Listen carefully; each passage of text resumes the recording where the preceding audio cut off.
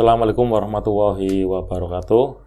Apa kabar kawan-kawan semuanya dimanapun berada? Semoga sehat selalu, masih dalam lindungan Allah Subhanahu Wa Taala. Jumpa lagi di sini bersama kami di channel ngobrol seputar horor. Yang akan bercerita tentang horor seperti itu ya, bersama narator kita Mas Ayong yang akan menemani kita kurang lebihnya 30 menit ke depan gitu ya Mas Ayong ya. Betul. Ya itu saja, monggo Mas Ayong barangkali mau menyapa kawan-kawan di sana. Ya, terima kasih Bang Ogan atas tadi ya pembukanya. Tak nyapa kawan-kawan dulu seperti biasa. Assalamualaikum warahmatullahi wabarakatuh. Bismillahirrahmanirrahim. Apa kabar kawan-kawan ngobrol semua? Semoga semua dalam keadaan baik, sehat dan selalu bahagia tentunya kapanpun dan dimanapun saatnya. Kembali ada ngobrolin yang horor-horor saat ini sama Bang Ogan seperti biasa. Terima kasih sekali untuk teman-teman semua yang masih selalu setia dukung kami di Ngobor. Semoga sumbangsinya ya, responnya dalam bentuk apapun kita dikembalikan lagi ke teman-teman dalam hal yang lebih baik lagi. Begitu ya Bang ya. Langsung ke cerita Bang. Cerita apa Mas? Ini ada sebuah cerita dari keluarganya Mas Darmanto. Lebih tepatnya dari tetangga sih sebenarnya. Cuman waktu itu Darmantonya juga ada pas diceritain gitu ya. Tapi dia itu datangnya pas cerita itu hampir selesai. Ya nambah-nambahin sedikit lah. Ini sebut saja yang cerita itu Mas Noto ya, atau Mas siapa wis terserah nama samaran semuanya. Mas Noto itu mengisahkan kejadian horor yang dialami oleh keluarganya Darmanto. Jadi kalau di lingkungan itu dulu-dulunya gitu ya, cukup prihatin untuk lingkungan tetangga-tetangga sama keluarganya Darmanto kecil begitu, karena memang ya bisa dibilang minus dari kebanyakan tetangga yang lain. Dia itu yang paling rekasa gitu, yang paling susah. Orang tuanya itu dulu yang lain udah bisa punya pegangan sawah sendiri, ada juga yang dagang atau yang lain-lain. Kalau dia itu bapaknya itu nggak tahu, jarang pulang begitu ya. Lebih dari Bang Toib, jadi memang lama nggak pulang, tahu-tahu muncul sebentar hilang lagi. Itu nggak pulang karena kerja atau karena nggak ada deblek atau karena apa? Ya mungkin kalau tetangga lebih ke deblek katanya, lebih ke begitu katanya. Soalnya memang kalau misalnya kerja di mana, ngerantau di mana, itu baik dari pihak bapaknya si Darmanto apapun istrinya atau ibunya Darmanto ya juga gak bisa dikorek informasi apapun. Cuman hebatnya termasuk wong sing kalau ngelegawa sih enggak, tapi apa ya, menang ngalah, yang penting dia itu si ibunya Darmanto bisa ikut kuli, bisa ikut gampung apapun, yang penting bisa buat makan anak-anak kayak gitu. Jadi anaknya juga lumayan banyak, itu ada 5 orang, termasuk Darmanto itu yang ya kakak dari yang paling kecil lah. Kalau yang kecil ada perempuan. Jadi kalau yang lain gede gitu ya, punya istri, nanti misah tinggal di luar kota atau di mana. Jadi kayak semacam Darmanto itu ada emosi terpendam, emosinya sama orang tua, sama kakak-kakak. Harusnya dia ngebantuin ibu, ngebantuin biayanya dia buat sekolah atau apa, tapi justru udah punya keluarga lupa. Terus dia itu sering dibully sama teman-teman Darmanto dulu lagi kecil, karena nggak adanya itu dari bajunya, dari pakaiannya, sering dibully. Akhirnya ketika dia mulai bertumbuh, mulai bujang, dilalahnya dia itu mahir dalam seni bangunan kayak gitu loh. Terus dia pinter, meskipun nggak ada keterampilan khusus di ngukir, tapi dia pinter bikin alami itu ya. Iya, kusen yang dibikin ornamen apa, sampai dia jadi kuli yang cukup hebat lah, jadi tukang yang cukup hebat. Dan apa kiprahnya bukan di kampung justru Bang, tapi lebih ke luar kota begitu. Dan dari situlah keluarganya mulai terangkat secara ekonomi. Tapi sayang ibunya itu nggak ngerasain nyampe benar-benar moncat. Dia tuh keburu sakit dipanggil sama Gusti Allah. Tinggal dulu. Teman adik-adiknya kan masih ada. Ini pulanglah ke kampung, dan itu cukup membuat kaget sama warga kampung yang lain dulu yang menganggap Darmanto itu sebelah mata. Bahkan saya sendiri, kata si Noto, pangling-ling sama yang namanya Darmanto itu hitam, memang orangnya tinggi. Tapi pas pulang itu bawa mobilnya bukan mobil yang terbilang mewah, tapi wong Darmanto bawa mobilnya. Belajarnya kapan gitu loh. Saya aja mobil siapa gitu, standin kita lagi nongkrong sama teman-teman, pas buka kaca langsung lemparin itu loh Samsung yang filter, Samsung yang premium, itu 2 bungkus tongkrongan kami. Digituin. Terus ya siapa pada selingkuh itu teman-teman ada yang kenalin kayak Darmanto ya, di Brengosnya itu masih ada kumisnya sedikit tapi berarti gitu loh Pak. Jadi kalau di posisinya banyak itu kayak Darmanto, masa sih lo kan Darmanto. Itu tongkrongan seketika rada bubar, ada yang buntutin, ternyata memang Darmanto, bersih badannya itu nggak segelopot dulu, malah kok keluar itu ada perempuan cantik lagi ya. Terus ada bocil-bocil, bojone kapan gitu loh, nikahnya kapan, kok ada anak-anak gitu loh. Ada anak-anak malah bukan 1, 2, 3 anak gitu. Berarti nggak pulang udah lama banget Mas Noto. Ya udah lama, cuman sampai pernah dengar selentingan sebelum emaknya itu parah, dia itu nikah gitu loh.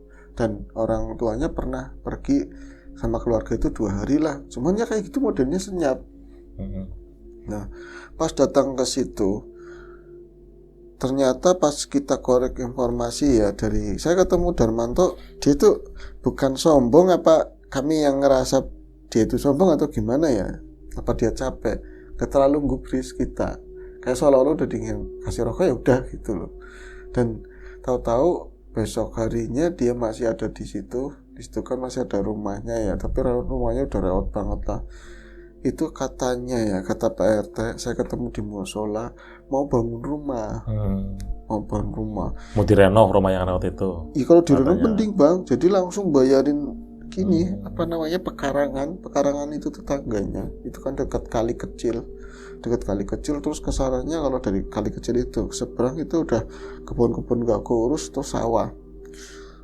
Dan kayak saya lupa ngitungnya lah, begitu saja ada tukang itu orang mana nggak tahu datang bawa sensor, bawa gergaji, bawa bobotin semua, rapi rata. Malah dia itu kayak bawa mesin yang buat rata-ratain itu namanya apa sih? Dibangun, material pada datang, nggak ada satupun tukang yang dari daerah kami. Dan selama perjalanan itu dia bikin rumah sering datang, bahkan pernah ketemu sama tetua di tempat saya lah kayak gitu. Toh kamu mau bikin rumah beneran mau ditinggalin sama saya gitu. Dia itu kayak nadanya ketus terus ya enggak, maksudnya bikin rumah itu kan enggak asal bikin, wong nantinya buat payungnya keluarga, buat apa yang adem, buat tempat berlindung, buat di sini kamu hidup nyampe kakek nenek. Yo anak ada poyan-poyan atau selamatan atau pegawaian apa gitu. Itu pegawaian apa katanya, pegawaian apa buat kayak gitu. Saya bikin rumah saya mah nggak pernah mikirin yang kayak gitu katanya. Dibangun, saya juga sampean itu katanya tukang juga Mas Noto. Saya tukang, ya mungkin saya kecewa juga nggak diajak gitu loh. Ya diajak, di sini tukang-tukang aja nganggur kok, katanya tukangnya dari Pati apa dari mana kayak gitu. Itu bikin rumah brak nggak ada kayak rumah kan itu harus ada yang saya tahu ya, ada buka kaki, ada kuda. Kalau di sini umumnya begitu. Kalau naik blender ada lagi itu kan. Tahu-tahunya jadi sampai finish, benar-benar sampai finish, cuman ya paling buat taman-tamannya itu mipil. Tapi sejauh itu Darmanto selama pembangunan itu dia jarang di rumah, kontrolnya mungkin dari jauh via telepon sama mandornya. Tapi kalau istri sama anak-anak itu di situ. Saya itu dari ngikutin, ya wong saya tangga bukan ngikutin perjalanannya, cukup terganggu Mas sama suara ini. Saya bilang tok bikin bukan lah sih, sama nangisnya bocah-bocahnya. Jadi selama pembangunan rumah itu anak itu rewel dan sering meriang terus Bang. Jadi anak yang paling kecil kan itu ada usia 4 tahun, yang lain itu udah beda 2 tahun gitu loh. Oh berarti masih kecil semua. Iya, tuh rewel semua. Jadi tinggalnya di rumah yang reot itu, bukan di saudaranya lagi, tapi dekat situ, masih dekat situ. Sampai yang punya rumah yang ditungguin yang melu ikutnya itu kayak lik atau apa, itu nyampe ngomong ke warung. Ya ibu-ibu lah biasa kalau ngobrol-ngobrol di warung, bocah ampun merawat loro karuan, terus mendelik-mendelik. Kalau rewel itu nangis itu mendelik-mendelik, katanya ada itu tapi ada apa nggak tahu. Nah sering disowoki apa dibawa ke paranormal apa dia wis sudah nanti ini sembuh yang satunya sembuh kayak gitu terus, dan semuanya sepakat katanya dari rumah yang dibangun itu. Iya. Nah, saya penasaran juga ya, saya nanya sama ustadz saya yang orang ahli hikmah, tapi wong ustadz lempeng ditanyain kayak gitu nggak mau gosip, tanyain pripun dat niku kadose, jare anaknya sering digangguin, katanya anaknya sering gangguin dari rumah. Ya wong hawa lagi kayak gini dinginnya, bocah meriang lumrah, rewel mungkin kangen pengen ketemu bapaknya lagi nggak di rumah tuh, cobain jenggeli wong pinter katanya. Ya sih pengennya sampai coba, ya apa dihantuin inilah, terus saya dibuka mata batinnya melihat hantunya begini kan rame. Pas ayo ngono. Alah cari siapa kalau udah kelihatin situ takut, saya bilang. Ya cobain jelei katanya. Lagi hawanya nggak enak ya, lupa lah kayak gitu. Itu nggak ada ujungnya. Artinya sampai rumah itu selesai dan tahu-tahu dia ada pundi-pundi harta yang banyak atau apa. Itu semenjak beberapa bulan lalu, Darmanto itu di rumah lah. Apa kerjanya yang lewat telepon talk, ada proyeknya di luar saya nggak tahu. Cuman dia itu banyak di rumah dan kecongkakannya semakin menjadi-jadi. Kalau salah-olah kayak aku loh Darmanto. Dulu yang kalian hina semua, saya bisa bikin rumah. Bisa bikin rumah. Ya pengrasaannya kayak dewe, seakan-akan pikirannya dia seperti itu. Tapi bagi kami ada yang janggal. Satu, rumahnya itu nggak pakai tata cara, yang bener-bener wong modern banget lah. Terus anak lu itu nyampe begitu loh, toh itu kan berubah dari rumah itu nggak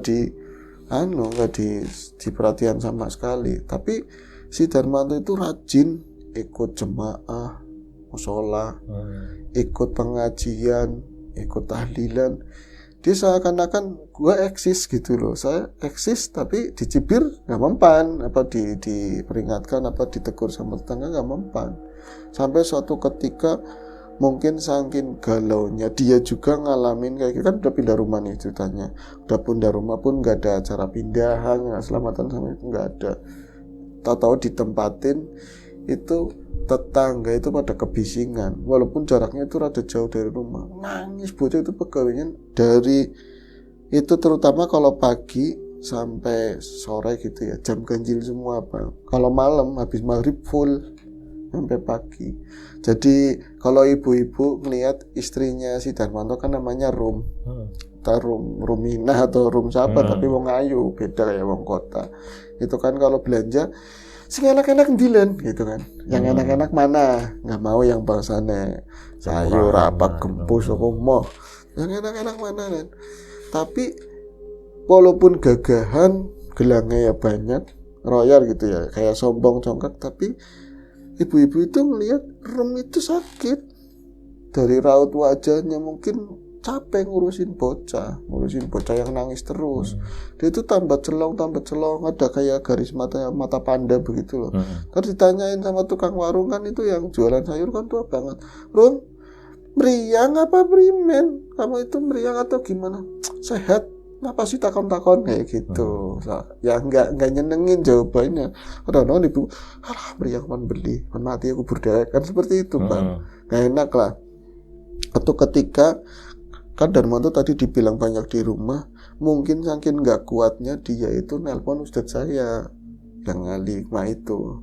Saya pas mau datang ke situ, niatnya mau nanyain, pas itu gimana, udah parah banget, masa nggak nyerah juga, nggak ngomong-ngomong ke situ, mau tanyain begitu, lah karena sendal apik, ada sendal bagus. Nah, Darmanto gitu, tumben-tumbenan ke ustadz saya itu ngapain? Ternyata saya belum masuk, nguping akhirnya saya mas. Nguping di mana? Di depan. Itu Darmanto lagi ngomong sama ustadz, tolongi saya, Dad. Saya itu udah nggak kuat banget, bocah itu setiap hari itu ganti-gantian, dari pagi itu nangis, jam-jam ganjil terutama masih kayak ngelihat ini ngelihat itu. Malam saya nggak bisa tidur, istri nggak bisa tidur, buat gantian jagain bocah. Nah ini yang kecil itu si Zeni, katanya si Zeni itu sering lihat, jadi kakaknya kan udah di sekolahin di situ ya, ada yang madrasah sore, terus kan SD kan, madrasah sore itu biasanya berangkat 1:30 atau jam 2. Kemarin katanya ngelihat, lah lagi saya mau dengerin, anak setan seneng ya kata Noto, jadi kan seneng kalau bisa itu pada nggak betah semua, nyebelin mas soalnya. Lah saya bunyi pintu yang saya sendiri serak kayak gitu, siapa tuh itu mau Ustadz orang pinter ya, ngerti. Oh anjing, suruh masuk saya, jadi saya ketahuan nguping. Kamu dari kapan tuh di situ? Saya dimarahin sama Darmanto. Wong Sugih ngomong enak bae loh, katanya enak aja ngomong. Orang mas boten. Saya ada perlu sama Ustadz. Bener Jogong, malah disuruh masuk sama Darmanto. Akhirnya kita di depan saya. Katanya anak yang kecil sini itu dari semenjak rumah itu dibikin, berarti dia di tempat deliknya itu sering ngelihat di sana itu mendelik-mendelik, sana itu ada marah, ada ibu marah, ada bapak marah, terus ada ular marah. Ngomongnya gitu masih belum jelas kok ada yang marah, terus datang sini nakut-nakutin Jenny, Jenny nggak boleh bikin rumah, Papa Jenny nggak boleh bikin rumah, katanya begitu. Ya saya mulai pada saya dengerin, tapi dari ceritanya kagus kalau orang sini tuh kayak gitu ya, orang nggak pakai tata cara ya seperti itu, padahal mah nggak tahu, cuman dari caranya aja saya nggak suka.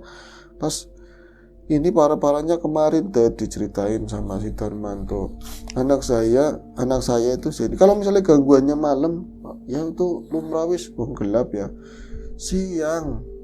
Jadi anak saya itu, saya di rumah itu nganggur, ngomongnya sih nganggur, saya lagi teleponan bisnis dan dia ngomong begitu. Tahu-tahu anak saya nangis kencang banget itu sore-sore jam 3 itu ngomong, papa mamas mainan di belakang di dapur.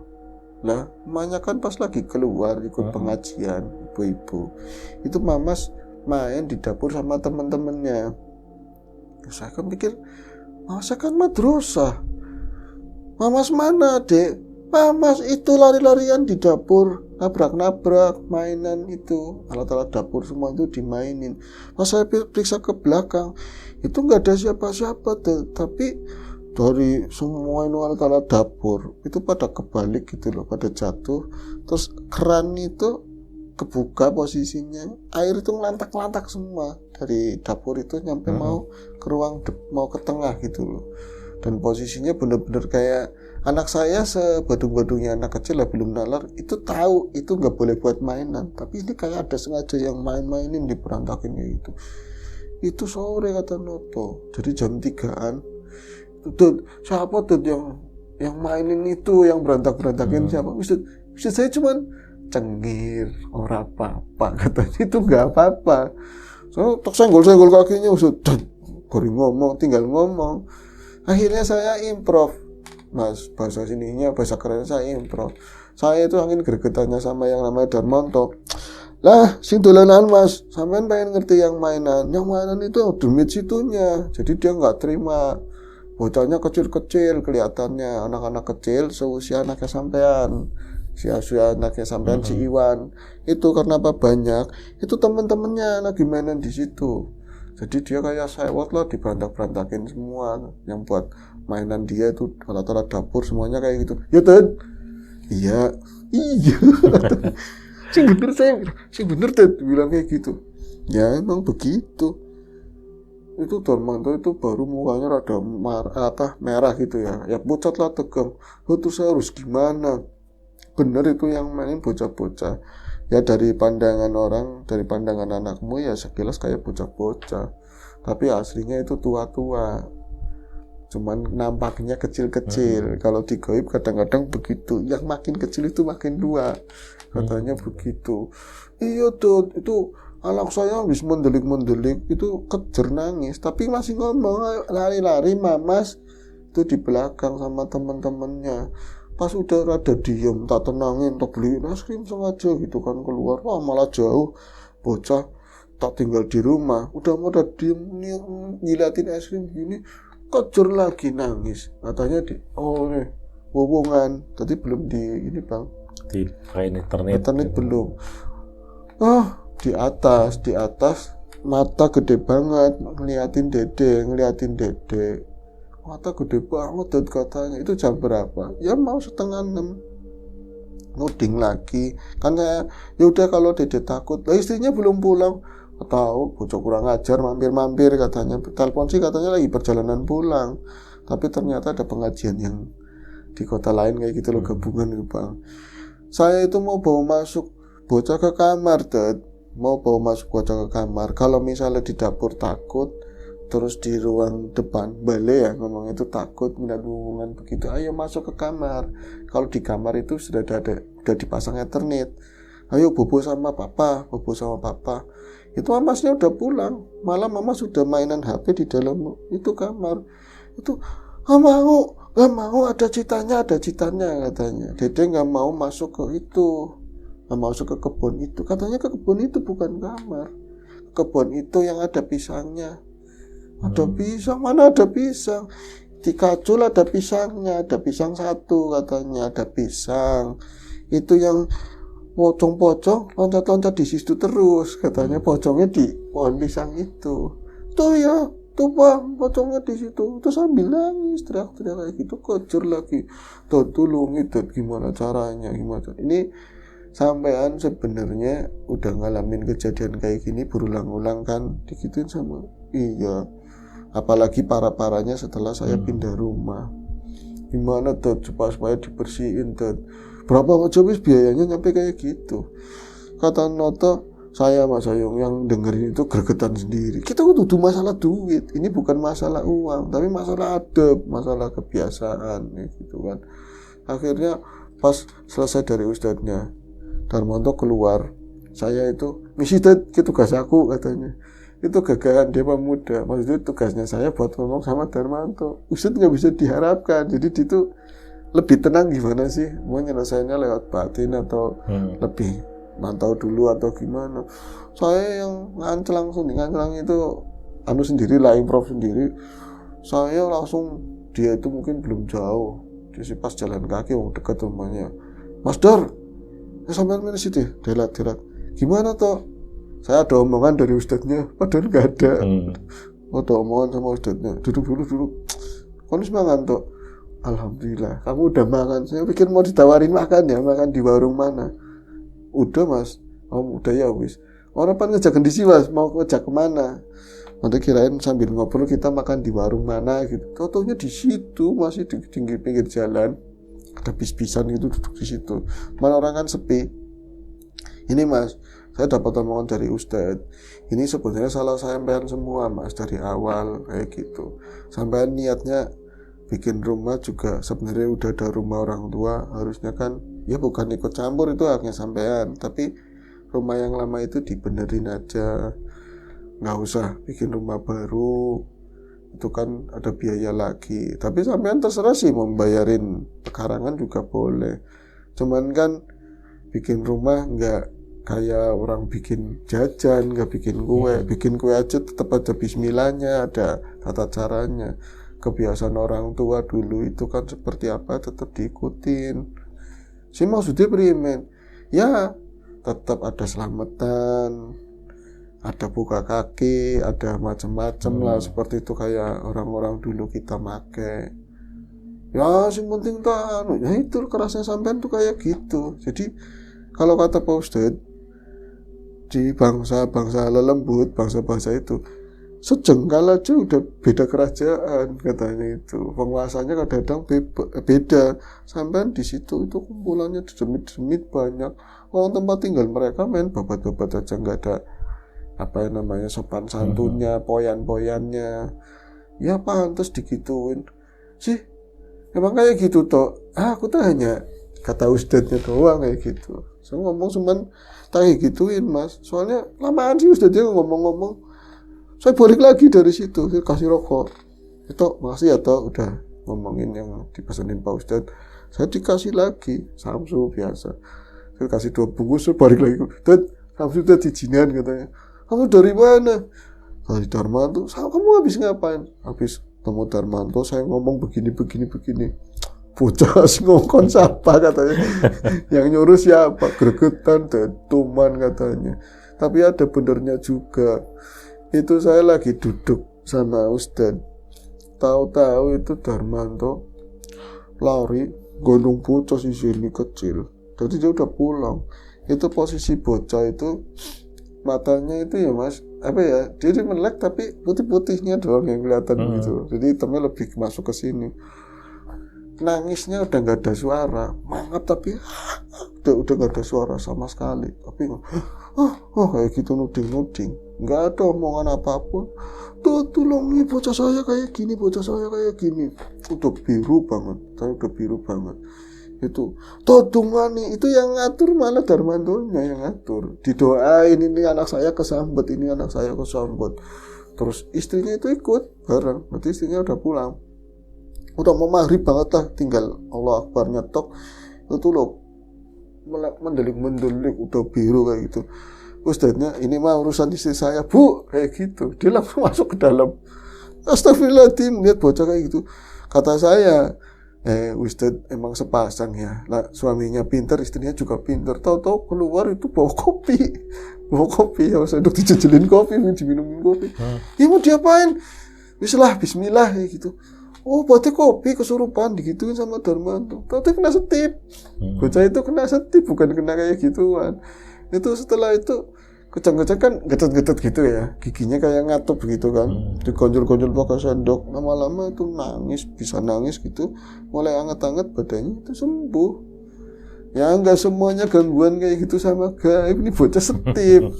Setip bahasa ininya apa sih ya? Step ya. Kena step. Jadi jangan panik dulu. Untung kesini ya. Ya iya kata Noto, kalau nggak kesini sampean bawa ke kota apa ke rumah sakit ya nggak keburu, mungkin nih bocah udah biru begini. Itu berantem suami istri di situ, salah-salahan gitu. Gara-gara bapaknya nggak perhatian, kalau istrinya gara-gara ngaji nggak penting, apa segala macam kayak gitu. Nah, udah selesai, mereka itu membujuk Ustadz suruh bersihin rumah. Ya kayak gitu bang, caranya songong. Saya nggak suka kayak gitu. Jadi kayak dia yang tahu, dia yang punya uang, dan tolonglah amplop begitu harus dibersihin rumahnya. Ya akhirnya kan Ustadz cuma bilang ya nanti insya Allah. Ya temenan ya, saya beneran saya tungguin. Nanti ini mau maghrib, sampai maghriban dulu atau apa, saya nanti datang ke sana. Ini duitnya dibawa aja. Duitnya dibawa beneran. Nah, sampai saat ini sampai cerita itu rumah udah beres.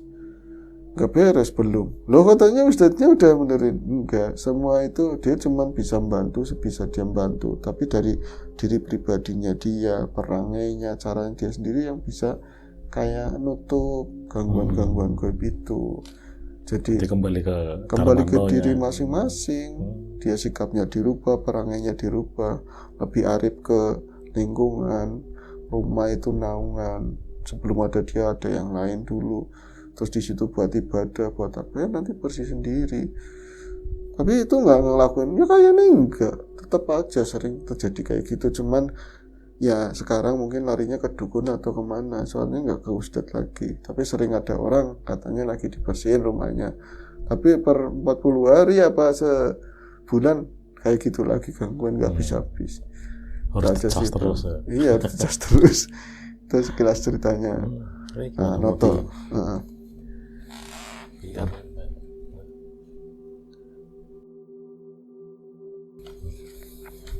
Ya.